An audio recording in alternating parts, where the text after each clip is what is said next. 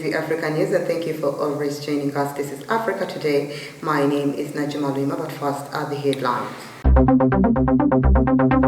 Museveni provides more details about explosion that hit Swift bus. Government officially opens airport mandatory COVID-19 testing. Burkina Faso resumes a trial of Thomas Sankara's alleged killers.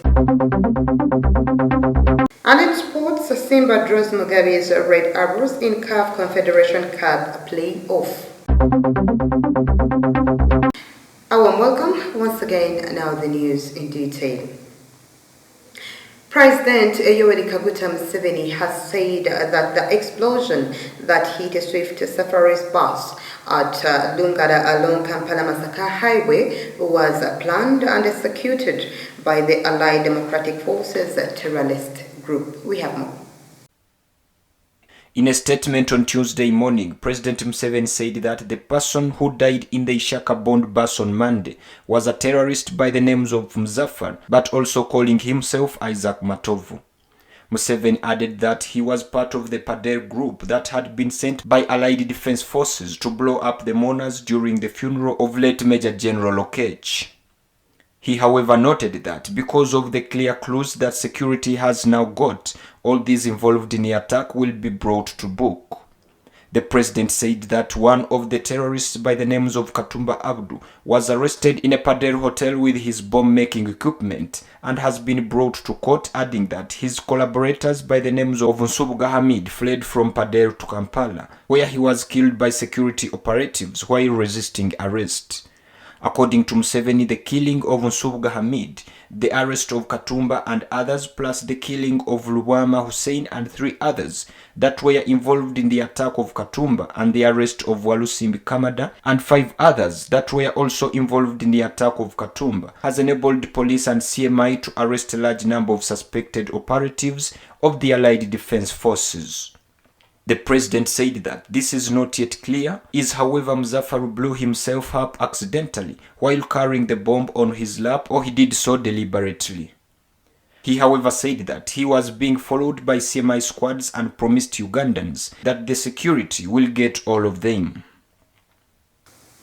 Government has officially opened airport mandatory COVID-19 testing for all incoming passengers to mitigate the delay of test results due to high numbers of passengers.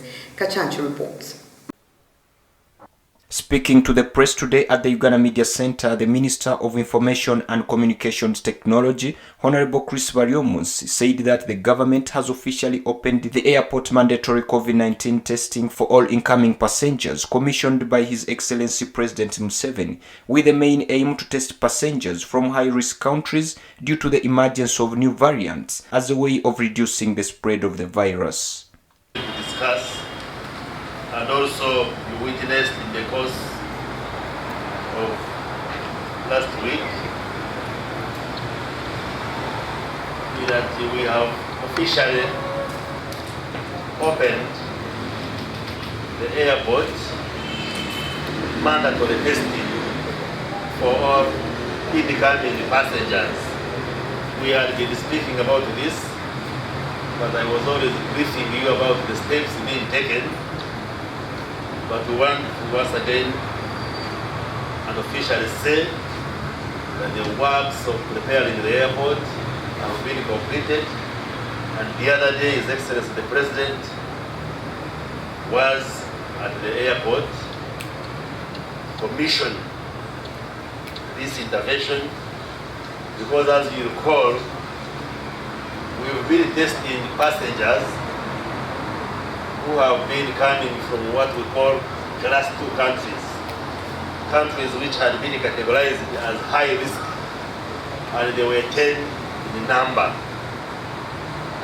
The decision was taken by government, but because of the threat of the coronavirus, especially the emergence of new variants, that we shall be testing all incoming passengers into the country, irrespective of where you are coming from.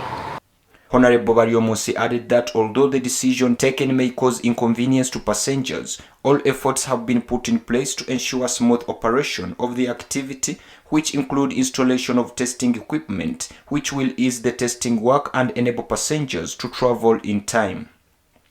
Maybe this decision that we have taken will cause inconvenience to the passengers, but we are here to assure you that all efforts have been put in place to ensure that there is minimal inconvenience, if any, and we have gone through the airport, we have done test runs, and there is no inconvenience at all. We have installed PCR machines within the laboratory established in the airport, where the samples, for instance, take just 45 minutes to be processed. And therefore the waiting time for the passengers will range between 1 hour and maximum 1.5 hours when you arrive at the airport. And in the case, that doesn't vary much from what we have been going through, because when you arrive, you go through immigration, you check your luggage. It has been taking more or less around the same time. So there will be no inconvenience at all. The only difference shall be that when you arrive, then our people will take a sample for COVID testing. So Ugandans and all the traveling passengers should not get worried that this measure which we have instituted shall cause any discomfort or any inconvenience. The decision was taken by the Cabinet of Uganda due to various reasons, which include nearing of testing services to passengers and saving time. TV Africa News, Kachanchu Mtabazi reporting. The trial of 14 men, including Burkina Faso's former president, accused in the assassination of left-wing leader Thomas Sankara 34 years ago, resumed at a military court in Ouagadougou on Monday. The slaying of Sankara, a Pan-Africanist icon, has for years cast a shadow over the Sahel state, fueling its reputation for turbulence and bloodshed. Thomas Sankara and 12 others were riddled with bullets by a hit squad on October 15, 1987, during a putsch that brought his friend and comrade in arms Blaise Compaoré to power. The proceedings opened on October 11th and were adjourned at the request of the defense lawyers, who wanted more time to study the 20,000 items in the dossier. 12 of the 14 accused were in court on Monday, including General Gilbert Diendere, a senior army commander at the time of the 1987 coup. The trial resumed with the presentation of a list of 60 witnesses that the court wants to hear, including by video link for those who are abroad. Among the witnesses are former French Foreign Minister Roland Dumas, former Culture Minister Jacques Lang, and Jean-Christophe Mitterrand, son of the late President Francois Mitterrand. The younger Mitterrand served as his father's advisor on African affairs at the time of the events. Compaoré, the main accused, announced through his lawyers this month that he would boycott the political trial. He ruled for 27 years before being deposed by a popular uprising in 2014 and fleeing to neighboring Ivory Coast.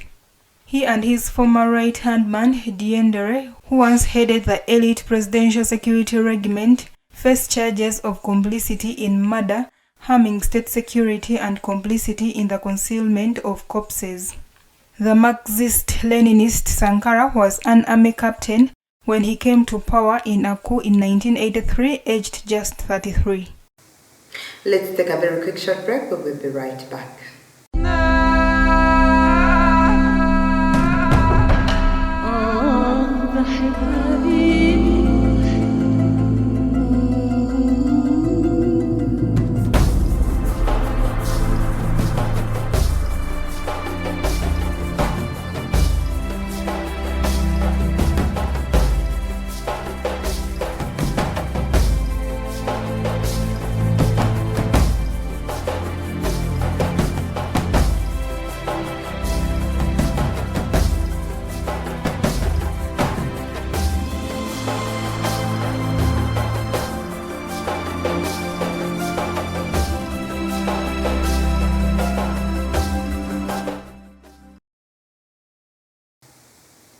Welcome back. You're still watching TV Africa News, the right to know.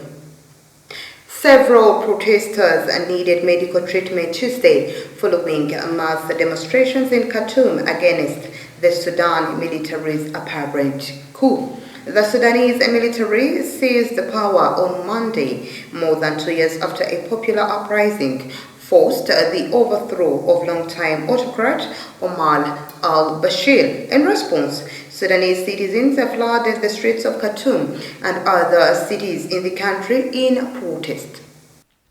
At least 4 people were killed and over 80 wounded when security forces opened fire on protesters in Khartoum, according to the Sudan Doctors Committee. According to an unnamed injured protester being treated in hospital, the army started shooting with sound bullets, then real bullets.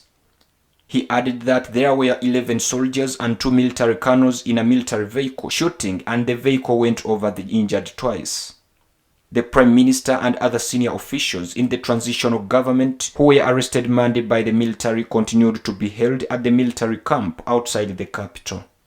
The military takeover threatened to derail Sudan's fragile transition to democracy, which had been underway for the past 2 years.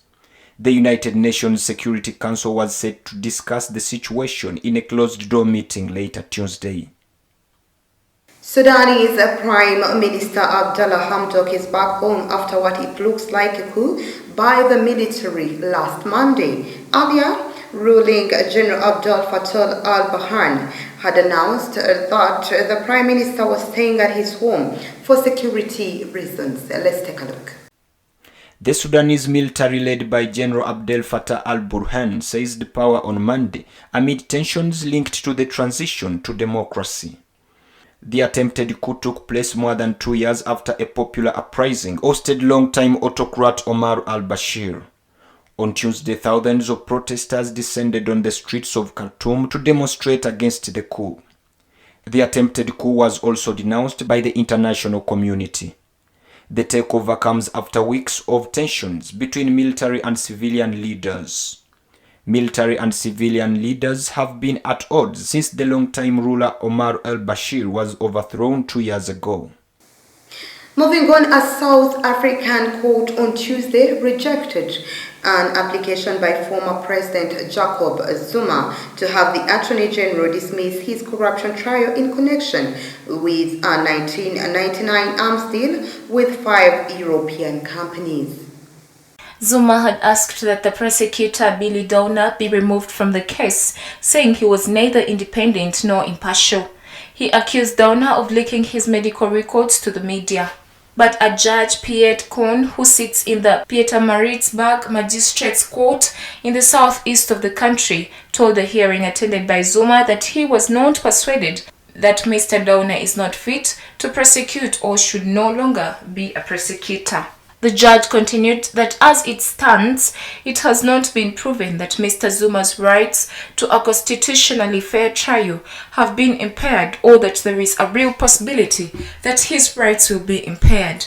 He therefore gave Zuma a date of April 11, 2022 for the resumption of this long trial. Zuma, who was vice president at the time, is accused of taking bribes from the French company Thales and is facing 16 counts of fraud, corruption, and racketeering. The trial began in May after years of postponements and delays. The 79-year-old former South African head of state was released from prison in September due to health problems while serving a 15-month sentence of stubbornly refusing to appear before a commission investigating state corruption under his presidency during 2009 to 2018. Let's once again take a very quick short break. We will be right back.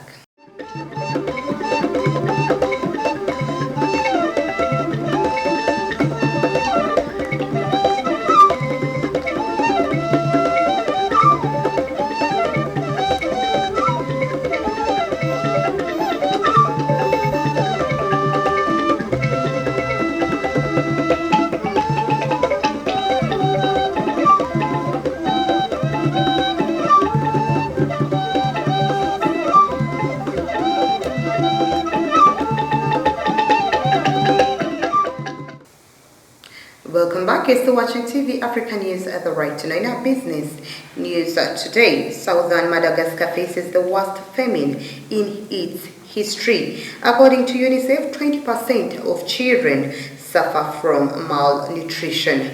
The famine was caused by a plague of locusts in 2020 that destroyed all the crops. Responding to the crisis, the Ministry of Agriculture launched an initiative that provides those who have lost everything with land in dry areas, irrigated by a drip system powered by solar energy. Harrison Edmond Randriarimanana, Minister of Agriculture and Fisheries, promised that they will produce food and will help them store the food in a food bank to be used as a safety stock, but also to be able to use this stock when the drought sets in. The UN's World Food Programme defends an intelligent approach to agriculture in order to face the challenges posed by climate change. According to Boliko Mbuli Charles, World Food Programme's representative in Madagascar, the main thing is that climate-smart agriculture, although it has to be accompanied by nutrition-sensitive agriculture, which has to be possible according to the availability or not of water, given the characteristics of the land. The UN agency appeals for more funds to help fight famine and prevent new plague of locusts in southern Madagascar. Boliko Mbuli say that if they don't take steps in the next few weeks to stop the development of the migratory locusts, all their efforts in terms of agriculture could be compromised next year.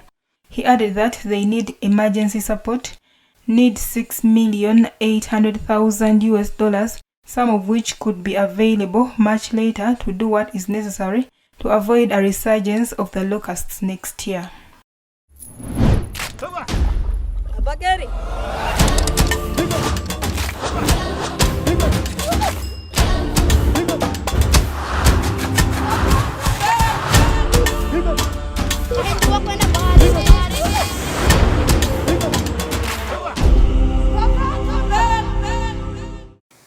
In our health news today, former presidential candidate Joseph Kabuleta has lashed out at some of the government agencies that are denying Ugandans public services for failure to take COVID-19 jabs. Kabuleta noted that Ugandans should not be forced to take COVID-19 vaccines against their will because they have advanced side effects which shouldn't be taken lightly by the government. Recently, the Ministry of Health banned all staff who are not vaccinated from accessing their premises as one of the efforts to control the spread of COVID-19. The National Medical Stores had also issued a similar statement banning staff and visitors who are non-vaccinated from accessing their premises. The practice is becoming common to most of the government agencies, a move which is seen by some politicians as unfair. Speaking to the media in Kampala, Kabuleta said there is ongoing debate across the world about the side effects of these vaccines, which cannot be silenced in Uganda. He said that according to the policy on vaccination, the people who manufacture the vaccines are protected by law and can't be sued. He explained that the only person who is not protected by the law is the person who receives the vaccines. Kabuleta slammed government for suppressing the debate about the side effects of these vaccines, adding that this will not be accepted. He said that across the world there has been big demonstration by people who are refusing to get this COVID-19 vaccine because it's a trial vaccine.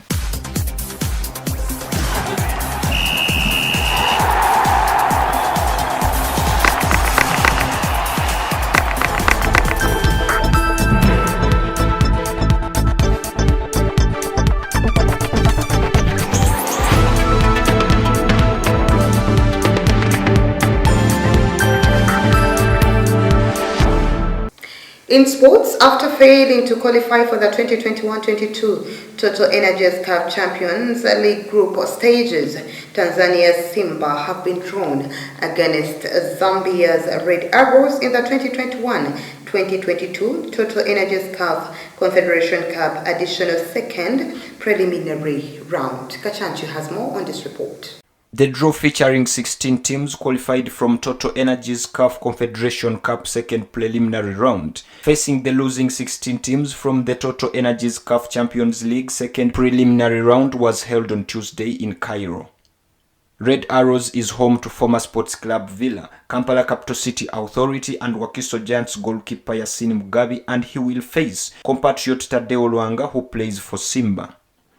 In other exciting draws, Gor Mahia of Kenya takes on Congo's AS Otoho. Five-time CAF Champions League winners TP Mazembe faces Minos Maruno Gallants of South Africa, while CS Sfaxien will take on Kenya champions Tusker. Rwanda's APR faces Morocco's RS Berkane, while Uganda's Revenue Authority's Conquerors Al Masry faces off with Nigeria's Rivers United. The matches will be played first leg 28th November, second leg 5th December 2021. That was the news. Thank you for always keeping it TV Africa. Please do stay tuned. More programming coming your way.